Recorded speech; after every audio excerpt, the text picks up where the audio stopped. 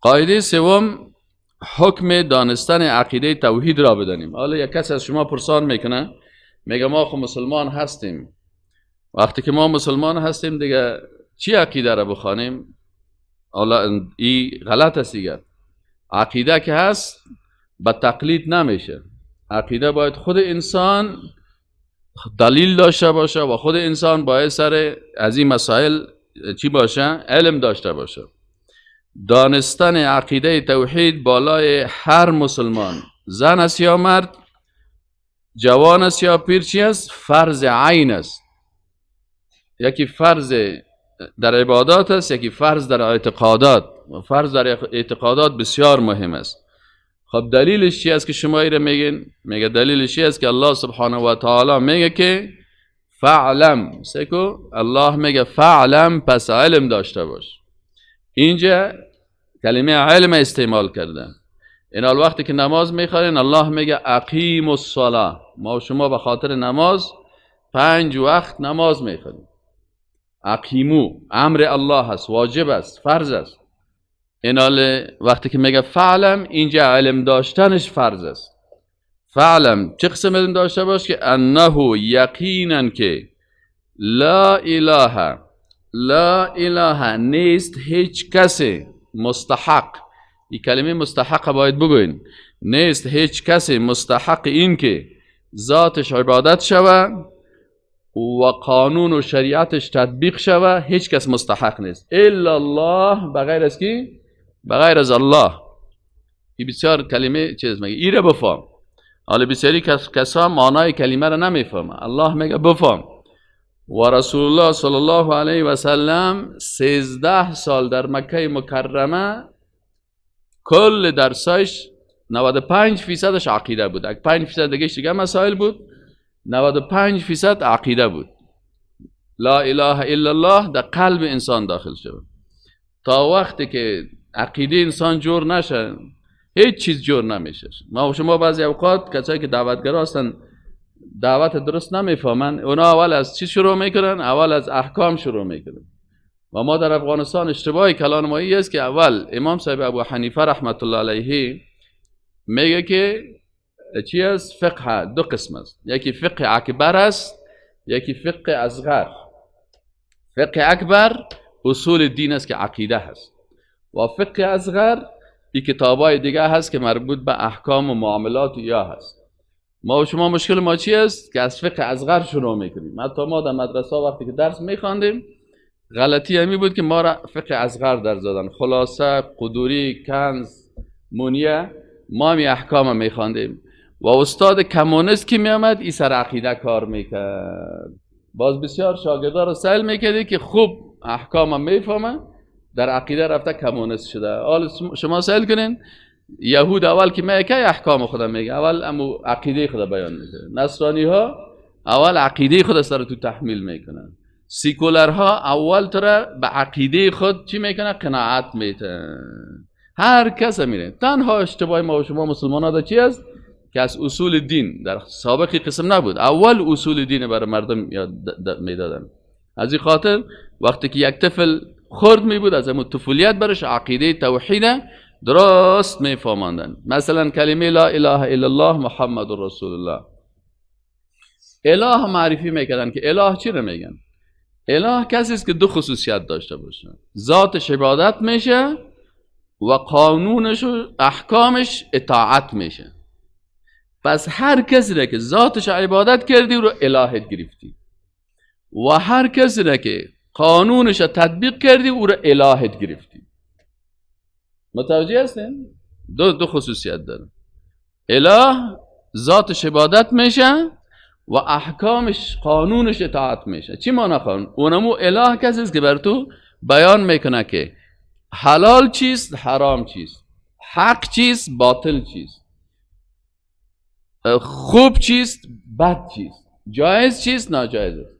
این احکام الله هست. الله ای را تعیین میکنه و پیغمبر ای را تبلیغ میکنه. از این خاطر اگر پیغمبر هم از دل خود کدام گپ بزنه، فورا الله او را میگه که تو یه حق نداری. مثلا رسول الله صلی الله علیه و سلم یک روز گفت که عسل نمیخورم. نگفت که عسل حرام است، گفت نمیخورم. چون وقتی که یک پیغمبر یک چیز را نخورد، مردم چی فکر میکنن؟ مردم فکر میکنن که پیغمبر عسل نمیخوره، البته حرام است. فورا آیت قرآن نازل شد و برش گفت که یا ایها النبی لما تحرم ما احل الله لك، تو چرا چیز را که الله حلال کرده تو حرام میکنی؟ تو یه حق نداری. و رسول الله صلی الله علیه و سلم دوباره برگشت. متوجه هستین؟ یا ایها النبی، ای پیغمبر، انا احللنا لك ازواجک، این همسران تو را ما برات حلال ساختیم. بعضی اوقات پیغمبر از نگاه از نگاه خواسته ها یا مثلا از نگاه جامعه که مردم سرش فشار میاره، یک چیز را انجام داده نمیتونست. مثلا در جامعه از اونا چی بوده؟ در جامعه از اونا قانون بود که اگر یک کسی بچه خوده، یک پسری را، یک دختری را یا پسری را فرزندی میگرفت، با تبنی میگفتن، بچه خواندگی، باز فورا او را چی میشدن؟ دیگه میگفت که اینمی پسر ازی هست. اینمی چی هست؟ پسر ازی هست. این عادت در جاهلیت بود. از این خاطر وقتی چی میامد رسول الله صلی الله علیه و سلم، وقتی که بیبی خدیجه رضی الله عنها برش چی داد؟ در عصر جاهلیت برش یک بچه که به نام زید بود، ایره غلامش بود، ایره به رسول الله صلی الله علیه و سلم تحفه داد، گفت پیش شما خدمتگارتان باشه. رسول الله صلی الله علیه و سلم که سرزی بسیار شفقت و مهربانی میکرد، ایره مردم چی میگفتن؟ مردم میگفتن زید ابن محمد. چی میگفتن؟ میگفتن زید پسر کی است؟ پسر محمد صلی الله علیه و سلم است. آیت قرآن نازل شد، گفت فرزندی حرام است. با بچه خواندگی کسی پسر کس نمیشه، حرمت ثابت نمیشه، خانم ازی بر ازی حرام نمیشه، دختر ازی بر ازی محرم نمیشه، نکاح کردن میتونه. حتی حالت آمد که امی پسر خوانده رسول الله صلی الله علیه و سلم وقتی که آیت قرآن نازل شد که ادعوهم لآبائهم، اینا رو شما به نام پدرایشان صدا کنین، رسول الله صلی الله علیه و سلم برای مردم گفت که بعد از این زید ابن محمد نگوین، زید ابن کی بگوین؟ نام پدر اصلی از این چی بود؟ حارثه بود. گفتن زید ابن حارثه بگوین. رسول الله صلی الله علیه و سلم این حکم سر از اینا تطبیق کرد. حکم دیگه از طرف الله آمد که او سخت‌تر است. او سخت‌تر چی معنا؟ به خاطر از اینکه مردم از ذهنشان ای بود که برو خو یک گپ است، حالا گفته شد، حالا چطور خانم از او کس میتونه بگیره؟ الله به رسول الله صلی الله علیه و سلم گفت که اینمی زید وقت خانم خدا طلاق کرد، تو نکاحش کو. این گپ بسیار چی بود؟ بسیار سخت است در یک جامعه که اونجا چندین قرن امی قسم رواج پیدا کرده.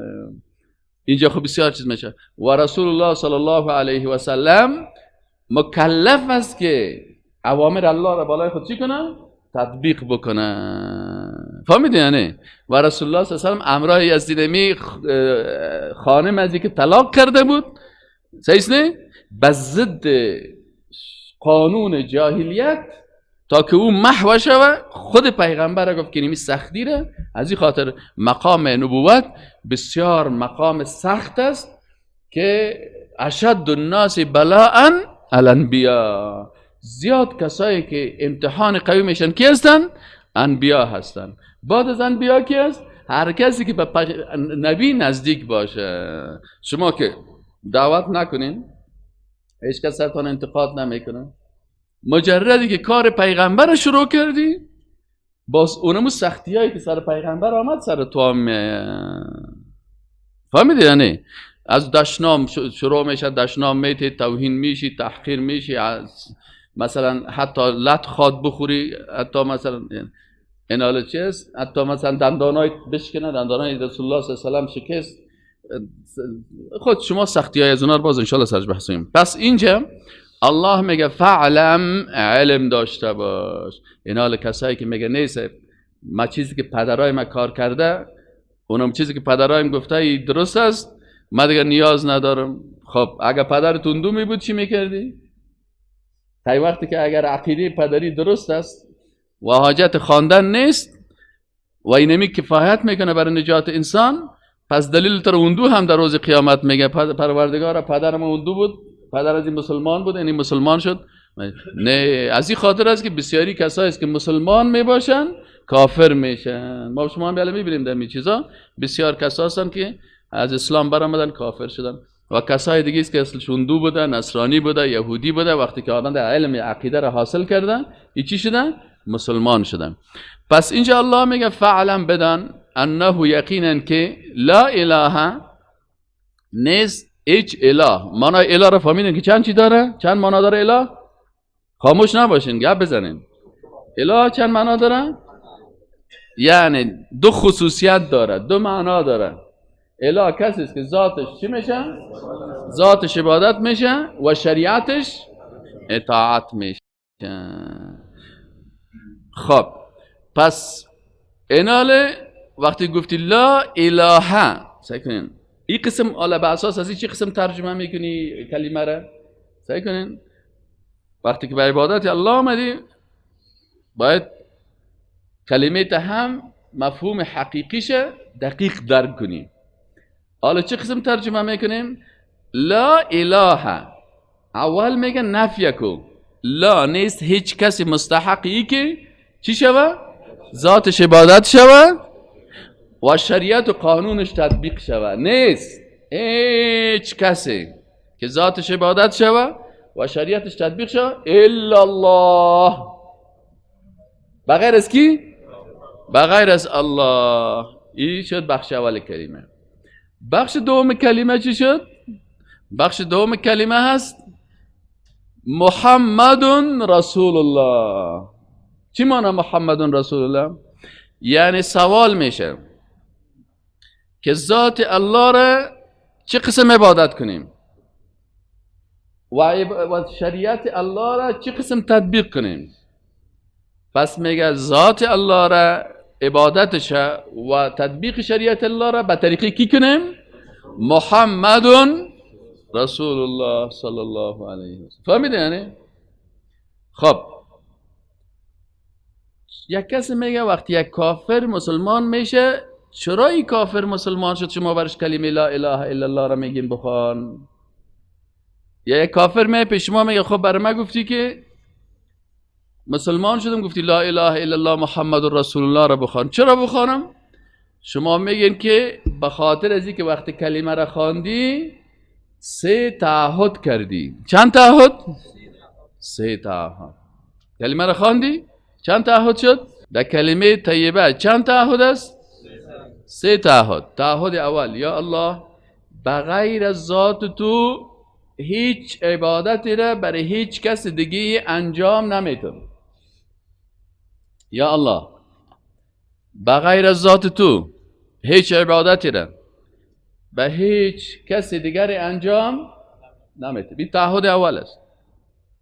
پس برای کافر میگی که این تعهد اول کردی، این را باید سرزی. تو سابق مثلا برای بت سجده میکردی، سابق مثلا میرفتی پیش مجسمه یک رئیس جمهور خود کپ میکردی، صحیح نه؟ سابق میتونستی بری پیش یک قبر سجده بکنی. حال بعد از این وقتی که تو مسلمان شدی آنچه که نامش عبادت است را باید برای کی بکنی؟ فقط برای الله بکنی. و این تعهدت در هر رکعت نماز تجدید کنی. این تعهد چی کنی؟ در هر رکعت نماز این تعهد تجدید میکنی و میگی که ایاک نعبد و ایاک نستعین. این هر روز تکرار میشه در هر رکعت نماز باید این تعهدت تجدید کنی. دوم تعهد کردی چی بود؟ یا الله بغیر از شریعت تو هیچ قانون و هیچ اندیشه و هیچ فکر دیگی را من قبول نمی کنم. هیچ. پس به اساس تعهد دوم وقتی کلمه خواندی تو نمیتونی که مارکسیست شوی، قانون مارکس سرت قبول کنی. تو نمیتونی که لنینیست شوی، قانون لنین سرت قبول بکنی. تو نمیتونی سوسیالیست شوی، قانون سوسیالیسم بپذیری. فهمیدی یعنی؟ تو نمیتونی دموکرات شوی، انسان سالاری رو بپذیری. چرا تو گفتی که قانون بر من کی بسازه؟ الله. به این اساس باز تو نمیتونی قانون امریکا رو سر تطبیق بکنی، تو نمیتونی قانون ملل متحد سرت قبول بکنی. چرا؟ کل از اینا تواقیت هستن. هر کسی که قانون ضد شریعت الله میسازه او را قرآن چی گفته؟ طاغوت گفته. در آیت دیگه چی میگه؟ فمن یکفر بالطاغوت لا اله امیست لا اله فمن یکفر بالطاغوت الا الله و یؤمن بالله. فهمیدین معنی کلمه را؟ پس تعهد دومی شد. تعهد سوم چی است؟ که یا الله بغیر عبادت ذات تو را و اطاعت، یا الله تعهد میکنم در اتاقت میری و همین سه تعهد برای الله میکنی. یا الله تعهد اولی ده کردیم که بغیر از ذات تو هیچ عبادت برای هیچ کسی بغیر از تو انجام نمیتون. این تعهدت است با خواندن کلمه. تعهد دوم است که یا الله بغیر از شریعت تو هیچ قانون دیگه نمیپذیرم، ولو که توتیم کنن، بکشن من، در زندان پرتن، از بین ببرن من، قبول نمیکنم و سر خود و سر زیر دستای خود تطبیق نمیکنم، بلکه سعی تلاش میکنم که این شریعت الله در روی زمین الله تطبیق شود. در زمین الله، نه در منطقه، در زمین الله باید تطبیق شود. سعی و تلاش میکنم. و تعهد سومی چی است که یا الله عبادت ذات تو را و اطاعت از شریعت تو را به دل خود نمیکنم، به طریقی کی میکنم؟ محمد رسول الله صلی الله علیه و سلم. حال مثلا بسیار طریقه ها برآمده، طریقه های رنگارنگ است. این طریقه مثلا کت دول عبادت میکنه، این طریقه کت سرنه عبادت میکنه، این طریقه کت رقص عبادت میکنه، این طریقه مثلا خود سر آتش راه میره عبادت میکنه، طریقه است. این طریقه خود جان خود لچ میکنه، برهنه میگه من با جان لچی عبادت میکنه. ما تعهد کردیم که این طریقه ها را نمیگیریم، به طریقی که عبادت میکنیم محمد رسول الله صلی الله علیه و سلم. بعضی کسا میگه والا سه من ایران ماندم، پشت فلانی رفتم، خودش 5 سال بعد خراب برآمد، پشت فلانی رفتم 10 سال بعد بویش برآمد، پشت فلانی رفتم 20 سال بعد مرتد شد. چطور کنم رهبر بگیرم؟ قرآن برش میگه وقتی گفت محمد رسول الله گفتی بس دست رهبر دیگه. 2 تا رهبر میشه. وقتی گفتی محمد رسول الله، الله برات رهبر تعیین کرد. ولکم فی رسول الله اسوة حسنه. اسوتان کی است؟ رسول الله صلی الله علیه و سلم. لیس لنا اسوة سوى رسول الله صلی الله علیه و سلم وليس لنا طریق سوى طریق رسول الله صلی الله علیه و سلم. ما نه اسوه کار داریم نه رهبر کار داریم. رهبر ما و اسوه ما و پیر ما و بزرگ ما کیست؟ محمد رسول الله صلی الله علیه و سلم. اگر کسی طریقی از طریقی که خوبتر پیدا کرد، العیاذ بالله که نیست، صحیح نه؟ اگر کسی از قلب رسول الله صلی قلب خوبش داره، اگر کسی از اخلاق رسول الله کدام اخلاق خوبش داره، اگر کسی صفای قلبی، پاکی درونی، تزکیه از رسول الله کدام بیشتر داره که ما بر اسوه خود بگیریم. چی کم بود داره رسول الله صلی الله علیه و سلم؟ الله تربیش کرد و بر ما معرفی شد. ولکم فی رسول الله اسوة حسنه لمن کان یرجو الله والیوم الاخر. الله را میخوایی؟ طریق رسول الله. از این خاطر برادرای محترم، محبت الله بدون طریق رسول الله حاصل نمیشه. ما میخوایم، یا کسی براتون میگه، ما میخوایم که ثابت کنم که من یا الله تو را دوست دارم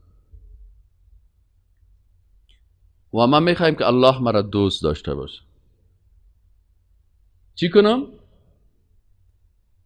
الله میگه متابعت از رسول الله صلی الله علیه و سلم. قل ای رسول الله صلی الله علیه و سلم بگو بر امتت ان کنتم تحبون الله، اگر شما الله را دوست دارین، فاتبعونی. چی معنی فاتبعونی؟ از من چی کنین؟ متابعت کنین. متابعت رسول الله صلی الله علیه و سلم چه قسم میشه؟ متابعت رسول الله صلی الله علیه و سلم قسم میشه که یک کتابچه داشته باشی، بیایی پیش از یه عالم بشینی و برش بگویی که تو عالم هستی، دمی صحیح البخاری، دمی صحیح مسلم، دمی ابو داود، دمی نسائی، تقسیم اوقات رسول الله صلی الله علیه و سلم چه قسم بیان شده؟ من از خواب میخیزم چه قسم بخیزم؟ نشته که تقسیم اوقات رسول الله صلی الله علیه و سلم قسم بود که از خواب وقت بیدار میشد، اول چشمای خود کت انگشتای خود پاک میکرد. الحمد لله الذي احیانا، دمی لحظه، الحمد لله الذي احیانا بعدما اماتنا و الیه النشور، الحمد لله الذي عافاني في جسدي ورد علي روحي واذن لي بذكره. این رسول الله صلی الله علیه و سلم چی کرده؟ انجام داده. بعد از او چی کرده رسول الله صلی الله علیه و سلم؟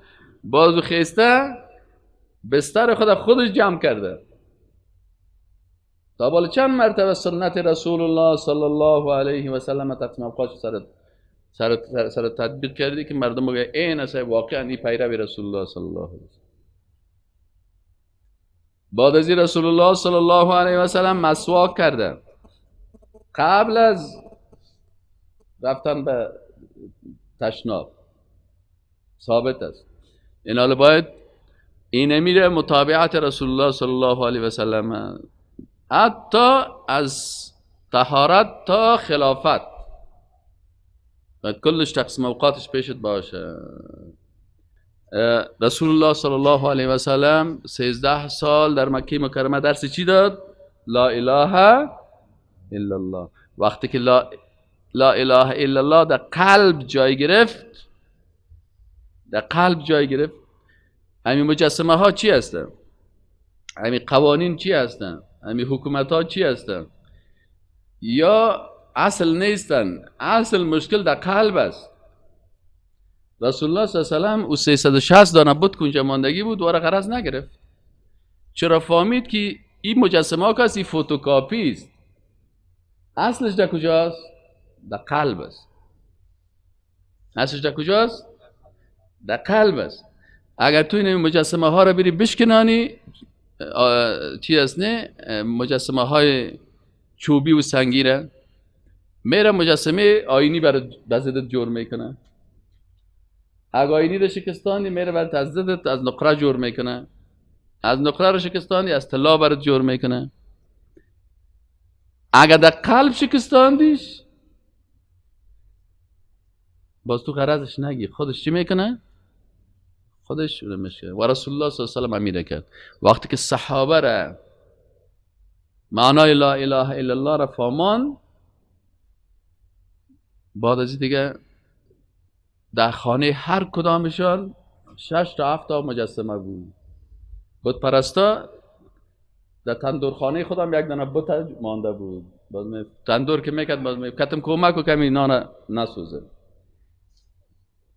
در سر بام خودم مانده بود، در دالیز خودم مانده اونجا. وقتی که لا اله الا الله در قلبش داخل شد، رسول الله صلی الله علیه و سلم نگفتش که برو بوتا بشکنن.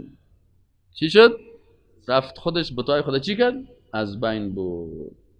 چرا در اطراف کعبه 360 بت بود؟ فکرتان باشه 360 بت چرا در اطراف کعبه بود؟ به خاطر از 360 بت شده بود. یک دانه بت بس نبود. یک دانه بت بس است. لکن در اطراف کعبه 360 بت ماندن. باید آدم سوال بکنه چرا 360؟ 360 بت به خاطر ازی بود که وقتی در اطراف کعبه عمرو بن لحی یک دانه بت ماند، مردم ها گفت که پیش از این بت بیاین بر از این سجده کنین، بر از این پرستش بکنین. و در حبشه یک دانه قبر بود، قبر یک پیغمبر رو جور کرده بودن یا قبر یک ولی رو جور کرده بودن. باز مردم که هستن از قریای خود، از منطقه خود چی می آوردن؟ یک کسی یک برج تلخان می آورد، یک کسی دیگه صاحب یک دانه گوسفند می آورد، یک کسی دیگه کشمش می آورد، یک نفر به ممیز را آورد، یک نفر به ورته ستوان را آورد، یک نفر به ورته اوزه را آورد. این مردکه پیسه دار شد. فهمید یعنی؟ وقتی که پیسه دار شد این مردم دیگه گفت اوه این میلیونر شد، ما چی بدی کردیم؟ و هم رفت یک دانه بت دیگه آورد پالیش من یک سه برجی بر عزیز مردم میابد خود زیر پای عزیز. و دیگه گفت اوه من زوردار هستم. ابو جهل گفت من 10 تا بت میارم. این را آوردن. بالاخره بتا تعدادش چند تا شد؟ 360 بت شد. 360 بت به اصطلاح امروزی ما و شما 360 بلند منزل شد. عایدات داره. بلند منزل عایدات داره نداره؟ هر بت چی داره؟ عایدات داره. در حبشه بت نبود، قبر بود. هر قبر یک بلند منزل بود. خانواده از این کسایی که قبر از این می بود یا کلشان چی دارن؟ هیچ کار مار نه، خرفش خو و از بتاش برش مردم آورده میره زیر بتش میمانه و در حبشه زیر چی داشت؟ قبر مانده میره. و پیش از یا صندوقه که از کلی صندوق ماندگیست میری دیگر صاحب دلار است، مثلا افغانی است، یورو است، پولای مختلف است، دینار است، درهم است، پیسه است، توت است، تلخان است، گوسفند است، بز است، شتر است. سیز نه؟ پس ایناله وقتی که رسول الله صلی الله علیه و آله برشان گفت که قولوا لا اله الا الله، ابو لهب ابو جهل گفت که خبرداری چی گپ است؟ گفت چی گپ است؟ گفت والا گپ بسیار خطرناک است. گفت پیغمبر آمده 360 بلند منزل ما را چپه میکنه. اگر کامیاب شد این بتا از بین میره، باز ما مجبور هستیم چی کنیم؟ کار کنیم، بیل بگیریم، داست بگیریم، بریم سر زمین ها کار کنیم. باز خود میگه خود لا اله الا الله، به الله عبادت میکنیم. وقتی که این گپ شنید چطورش کنیم؟ مسئله جیب است. فکرتان باشه کسایی که سر دین تجارت میکنه و لا اله الا الله را قبول نمیکنه. فهمید یعنی؟ آمدن گفتن او مردم صابی برآمد، صابی حالا وابی میگه او وقت چی میگن؟ صابی. حالا صاد شب واو تبدیل کردن، حالا میگه وابیست. او وقت میگفتن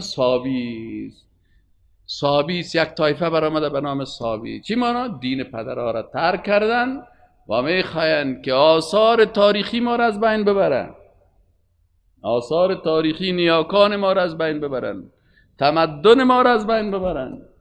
لا اله. و به این خاطر صاحب خیستن و در مقابل رسول الله صلی الله علیه و سلم چی شدن؟ استادگی کردن، قیام کردن. پس انسان مسلمان باید اینمی 3 تعهد خود با الله حفظ بکنه.